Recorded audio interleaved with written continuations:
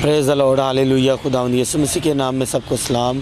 खुदावंद आप सबको बरकत दे। अभी प्रोग्राम शुरू है तो मैं पास्टर काज़िम साहब का बस वेट कर रहा हूँ। जैसे ही पास्टर काज़िम साहब आते हैं तो हम गुफ्त शनीद आगे बढ़ाते हैं और खुदावंद के नाम को जलाल देते हैं। तो आज आप यहाँ पर हमारे बैकग्राउंड पर आप एक मुनफरिद मंज़र देख रहे हैं। तो हम आउटसाइड पर आए हैं ताकि आउटसाइड पर आकर यहाँ पर खुदा के कलाम को शेयर कर सके। तो जी पास्टर काज़िम जदून साहब आ गए, मैं उनको वेलकम करता हूँ। जी जी सर, कैसे हैं आप? ठीक ठाक हैं? आप सुनाइए जी। हाँ जी, खुदावंद का शुक्र है। तो अभी मेरे साथ यहाँ पर मौजूद हैं। तो सर क्या आज हम आउटसाइड पर आए हैं तो आपको कैसा लग रहा है sir? Hallelujah ji, praise the Lord. सबसे पहले तो मैं शुक्र अदा करना चाहूँगा उन सब का जो इस वक्त हमें बराह रास्त देख रहे हैं और हमारे लिए दुआएं करते रहते हैं। खुदावंद का शुक्र हो कि खुदावंद हमें अपने जलाल के लिए कसरत के साथ इस्तेमाल कर रहा है।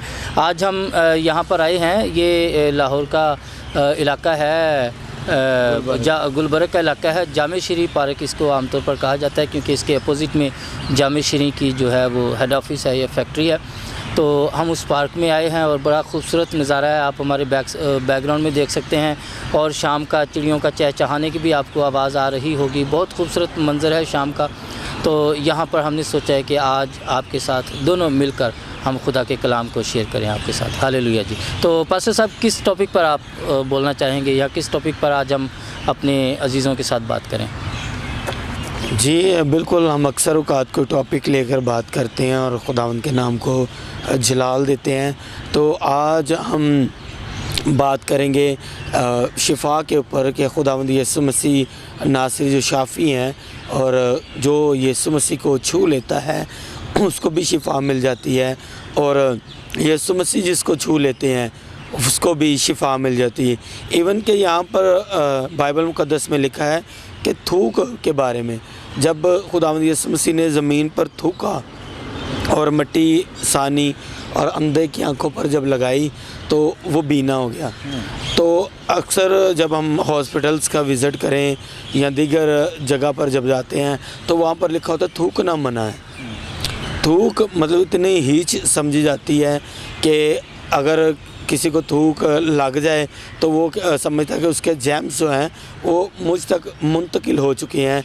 तो वो नहाता है या गुस्ल करता है, मुख्तलिफ जो है वो काम करता है कि मैं पाक हो जाऊँ, पाक या साफ़ हो जाऊँ। तो थूक हमारे अंदर भी लुआब जो है वो बनती है, थूक आती है, लेकिन हम ऐसी साइड पर फेंकते हैं जहाँ पर लोगों का गुज़र बसर ना हो। मतलब कि इतना गंदा इसको पानी को समझा जाता है जो अंदर से लुआब निकलती है। तो खुदावंद यीशु मसीह जो तबीब आज़म हैं उन्होंने थूका और थूक कर मिट्टी को गूंदा और गूंद कर अंधे की आंखों पर लगाई और वो बीना हो गया। ये कैसी थूक थी, कैसा मौजज़ा था जो यीशु मसीह ने अपनी कुदरत के साथ ज़ाहिर किया। यहाँ पर वो जन्म का अंधा है, उसके आइज़ बॉल्स ही नहीं हैं, आँखों में जो बॉल्स होते हैं आइज़ बॉल्स वो ही नहीं है। लेकिन मेरे आका ने, मेरे खुदावंद ने, मेरे मसीहा ने जो शाफ़ी है, तबीब आज़म है, उसने इतना बड़ा मौजज़ा अपनी कुदरत के ज़रिए किया कि उस जन्म के अंधे की आँखों को ठीक कर दिया। उसमें आइज़ बॉल्स बड़ी कुदरत के साथ रूनुमा हुए वापस आ गए। जिस तरह पैदाइशी बच्चा होता है उसके आइज़ बॉल्स होते हैं, इस तरह हो गया जैसे वो आज ही पैदा हुआ है और उसकी आंखों की बनाई की क़ुव्वत भी बहुत अच्छी और साफ़ हो गई। जी बादशाह साहब, और भी मौज़ूदात पर हम बात करेंगे। यीशु मसीह शाफ़िया जी, आप क्या कहना चाहेंगे? हालेलुया जी, शिफा का टॉपिक आपने चुना है और मैं समझता हूँ कि शिफा का जो ताल्लुक़ है वो ख़ास तौर पर हमारे ईमान के साथ है।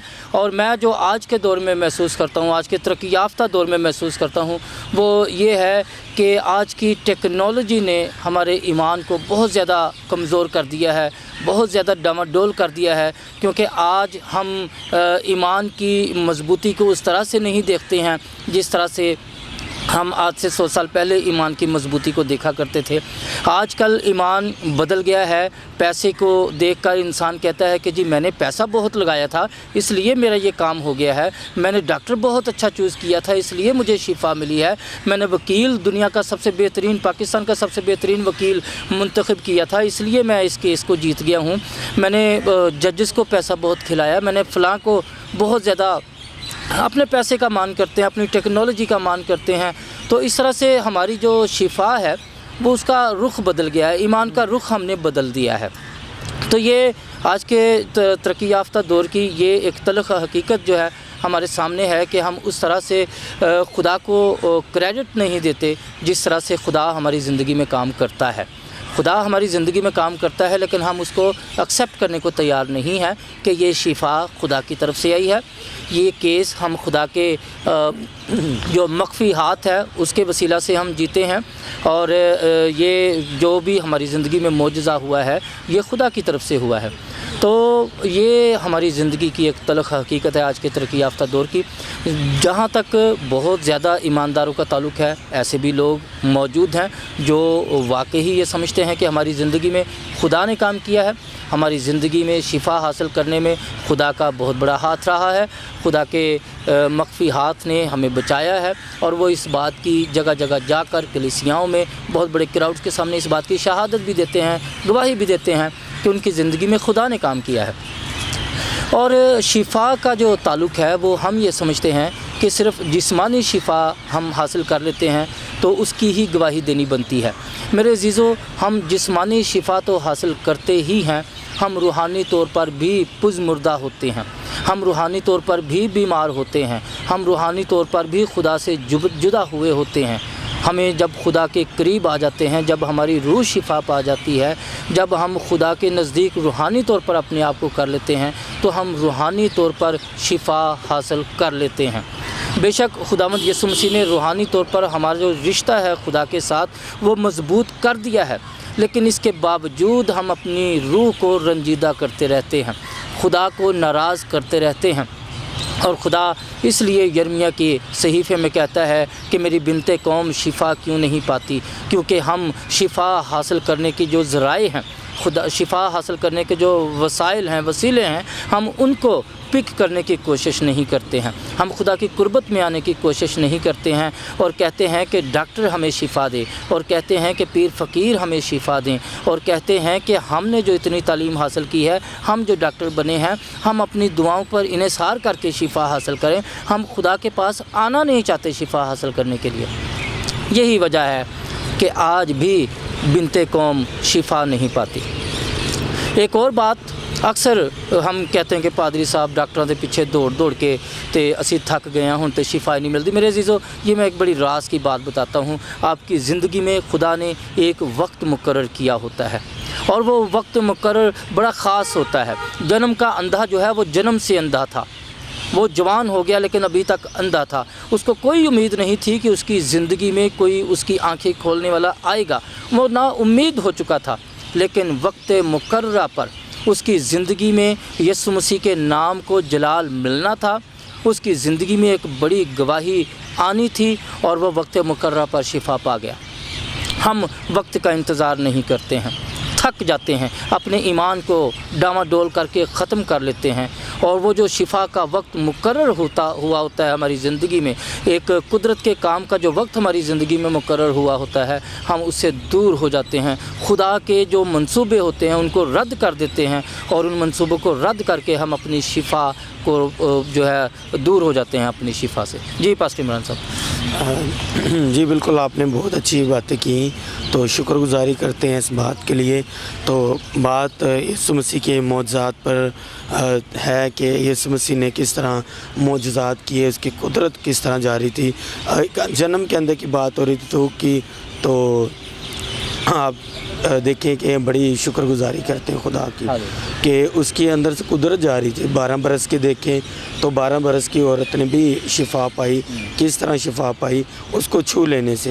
جس کو وہ چھو لیتا وہ شفا پا لیتا, اور جو اس کو چھو لیتا وہ بھی شفا پا لیتا. تو کہنے کا مطلب یہ ہے کہ یسوع مسیح کی قدرت جو ہے وہ اس وقت بھی جاری تھی اور اس کے نام سے قدرت آج بھی جاری ہے۔ ہاللیلویہ۔ تو جی ناظرین، یہ تھا آج ہمارا شفا کے اوپر بات کرنا۔ اگلے پروگرام میں نیکسٹ ہم آپ سے ضرور بات کریں گے۔ تو خداوند آپ سب کو برکت دے۔ اتنے میں تھوڑی سی میں واک کرتا ہوں، آپ پروگرام کو وائنڈ اپ کریں۔ جی جی بالکل۔